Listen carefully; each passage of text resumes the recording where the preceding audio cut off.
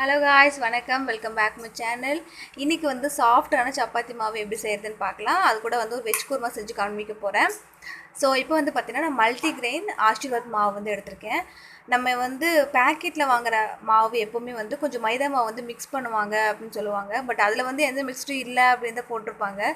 But நம்ம வீட்டில் அரைக்கிற மாவுக்கும் பேக்கெட்டில் வாங்குகிற மாவுக்கும் பார்த்திங்கன்னா நிறைய வந்து டிஃப்ரென்ஸ் இருக்கும். இது ரொம்பவே வந்து சாஃப்டாக இருக்கும் கடையில் வாங்குகிற பேக்கெட் மாவு. ஸோ எந்த மாவாக இருந்தாலும் பரவாயில்ல, தண்ணி மட்டும் கொஞ்சம் நம்ம பார்த்து பிசைஞ்சோம் அப்படின்னா நமக்கு நல்லா சாஃப்டாக வந்து கிடைக்கும். ஸோ இப்போ சாஃப்டாக எப்படி பண்ணுறதுன்னு உங்ககிட்ட காமிக்க போகிறேன். இப்போது நான் 1 கப் அளவுக்கு 2 கப் அளவுக்கு மாவு எடுத்திருக்கேன். இதில் வந்து கொஞ்சம் உப்பு வந்து சேர்த்தியாச்சு. இப்போ இந்த கிளாஸில் நான் 1 கிளாஸ் ஃபுல்லாக தண்ணி எடுத்திருக்கேன். இப்போ வந்து கொஞ்சம் கொஞ்சமாக ஊற்றி வந்து பிசைறிக்கலாம். ஃபஸ்ட்டு நீங்கள் உங்களுக்கு பிசைஞ்சு நல்லா ப்ராக்டிஸ் இருக்குது அப்படின்னா உங்களுக்கு வந்து அளவு தெரியும். ஸோ நீங்கள் எடுத்தோடனே 1 டம்ளர் கூட வந்து ஊற்றிட்டு அதுக்கப்புறமா நீங்கள் வந்து பிசைஞ்சிக்கலாம். ஏன்னா உங்களுக்கு வந்து அந்த அளவு தெரியும். இவ்வளோ தண்ணி வந்து கரெக்டாக இருக்குது, இவ்வளோ தண்ணி கரெக்டாக இல்லை அப்படின்னு நமக்கு வந்து தெரியும். பட் வந்து நீங்கள் பிகினர்ஸாக இருக்கும்போது கொஞ்சம் கொஞ்சமாக ஊற்றி பிசைகிறதா வந்து கரெக்டாக இருக்கும். இப்போது நான் அதில் 1/2 கிளாஸ் வந்து ஊற்றியாச்சு. பட் இருந்தாலும் எனக்கு இன்னும் வந்து மாவு சேரவே இல்லை. இப்போ நான் மீதி கூட எல்லா தண்ணியும் வந்து இதில் சேர்த்திக்கிறேன்.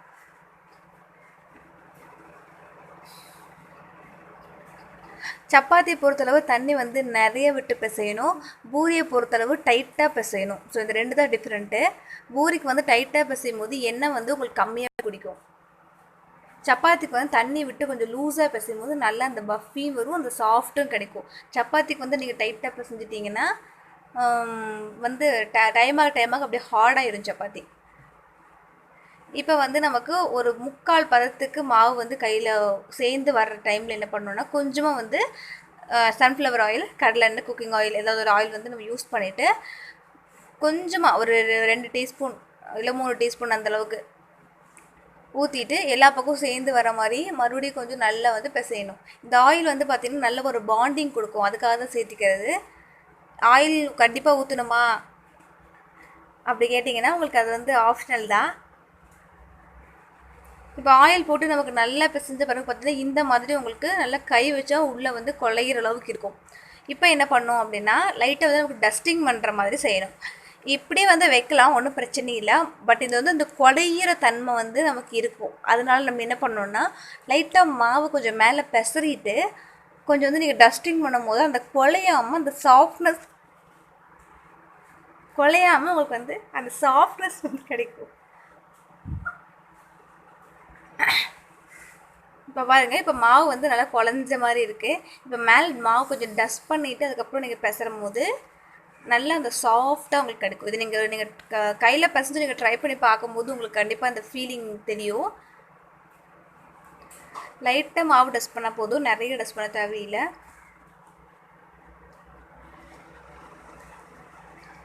ஒரு 2-3 டைம் வந்து பிசைஞ்சு பழகிட்டிங்கன்னா ரொம்ப ஈஸியாக இருக்கும். இப்போல்லாம் வந்து பார்த்திங்கன்னா மிக்சிலே வந்து நம்ம சப்பாத்தி மாவு வந்து பிசைஞ்சிக்கிறோம். அப்படிலாம் நமக்கு ஈஸியாகவே இருக்குது ப்ரீத்தி ஜோடிக் அதில் போட்டு கூட நம்ம பிசைஞ்சிக்கிறோம். பட் வந்து மிக்சியில் இப்போ நானும் ஒரு டைம் ட்ரை பண்ணியிருக்கேன். அதுக்கப்புறம் அந்த மிக்சி ஜார் கழுவுறதுக்குள்ளே நான் பட்ட பாடு எனக்கு தான் தெரியும். ரொம்ப வந்து மாவு போய் ஒட்டிக்கிச்சு உள்ளுக்குள்ளே பிளேடுக்குள்ளெல்லாம். அதனால் எனக்கு என்னமோ அது கம்ஃபர்டபுளாக இல்லை. அதனால் நான் எப்போவுமே வந்து இல்லை தான் பண்ணுவேன். நல்லா பிசைஞ்சதுக்கு அப்புறமா அதை நல்லா சேர்ந்து வர்றதுக்காக என்ன பண்ணணும், நல்லா 2-3 டைம் வந்து அதை அடிக்கணும். இப்படி அடிக்கும் போது நல்லா ஃபுல்லாக நமக்கு பைண்டிங் ஆகி கிடைக்கும்.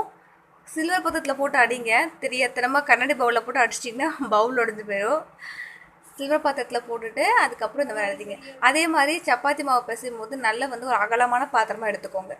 ஃபஸ்ட்டு வந்து 1 கிளாஸ் தண்ணியை ஊற்றி காலி பண்ணிவிட்டேன். செகண்ட் வந்து இன்னொரு கிளாஸ் தண்ணியில் நான் 1/4 தண்ணி தான் ஊற்றிருக்கேன். ஸோ டோட்டலாக வந்து எனக்கு 1.25 டம்ளர் தண்ணி செலவாச்சு இந்தளவு மாவு வந்து பிசைகிறதுக்கு. இப்போ பார்த்திங்கன்னா மாவு நல்லாவே சாஃப்ட் ஆயிடுச்சு. உங்களால் கையில் அழுத்தி கொடுத்து பிசைய முடியும்னா அழுத்தம் கொடுத்து பிசைங்க. அப்படி இல்லைன்னா ஓரளவுக்கு சேர்ந்து வந்ததுக்கப்புறம் நல்லா நீங்கள் ஒரு 10-15 நிமிஷம் நல்லா அடிச்சிங்கனாலே போதும், நல்லா சாஃப்ட் ஆகிடும். அதுக்கப்புறம் நீங்கள் ஈர துணி இல்லைன்னா ஏதாவது இந்த மாதிரி ஏதாவது ஒரு கவர் எது வேணாலும் போட்டு நீங்கள் வந்து க்ளோஸ் பண்ணிக்கலாம். இப்போ வந்து நான் வெஜ் குருமா செய்ய போகிறேன். அதுக்கு ஒரு மிக்ஸி ஜாரில் ஒரு துண்டு இஞ்சி, ஒரு 4-5 பல் பூண்டு, ஒரு 2 டேபிள் ஸ்பூன் அளவுக்கு கசகசா, இல்லைன்னா 1 ஸ்பூன் அளவு கசகசா போட்டால் போதும். ஒரு 4-5 பல் வந்து தேங்காய். இது கிட்டத்தட்ட ஒரு அரை மூடி இல்லை இப்போ ஒரு குக்கர் எடுத்திருக்கேன். இதில் வந்து கொஞ்சமாக ஆயில் சேர்த்துட்டு சீரகம், கடுகு, கருவேப்பிலை எல்லாத்தையும் போட்டு தாளிச்சிட்டு ஒரு பெரிய சைஸில் ஒரு பெரிய வெங்காயம் சேர்த்துக்கலாம். என்கிட்ட எனக்கு பெரிய வெங்காயம் இல்லாதனால நான் சின்ன வெங்காயம் சேர்த்துக்கிறேன். 2 வெங்காயத்தில் எது வேணாலும் சேர்த்துக்கலாம், உங்கள் விருப்பம் தான். அதுக்கப்புறம் நான் அரைச்சி வச்சக்கூடிய அந்த பேஸ்ட்டு சேர்த்துக்கிறேன். தேங்காய் வந்து கம்பல்சரியாக போடணுமா அப்படின்னு கேட்டிங்கன்னா கண்டிப்பாக அதை போட்டால் தான் உங்களுக்கு ஒரு பைண்டிங் கிடைக்கும். அதை போடலைன்னா வெறும் காய் மட்டும் இருக்கும், ப்ளஸ் தண்ணி மட்டும் இருக்கும். அந்த ஒரு பைண்டிங் வந்து உங்களுக்கு கிடைக்காது. ஸோ அதுக்காக தான் தேங்காய் யூஸ் பண்ணுறது. இதில் கொஞ்சமாக வந்து புதினா ஜஸ்ட் ஒரு ஸ்மெல்லுக்காக மட்டும்தான். அது போட்டாலும் பிரச்சனை இல்லை, அதில் ஆப்ஷனல் தான். அதுக்கப்புறம் தக்காளி பழம் வந்து ரொம்ப புளிப்பான தக்காளி பழம் சேர்த்த வேண்டாம். லைட்டாக நார்மலான புளிப்பு இருக்கிற தக்காளி பழம் வந்து ஒரு பெரிய சைஸ் தக்காளி பழம் சேர்த்துருக்கேன். ரொம்ப புளிப்பாக இருந்ததுன்னா கிரேவி வந்து புளிப்படிச்ச மாதிரி இருக்கும். தேவையான அளவுக்கு உப்பு போட்டுட்டு தக்காளி நல்லா குழையிற வரைக்கும் மூடி வச்சு நம்ம வேக வச்சிடலாம்.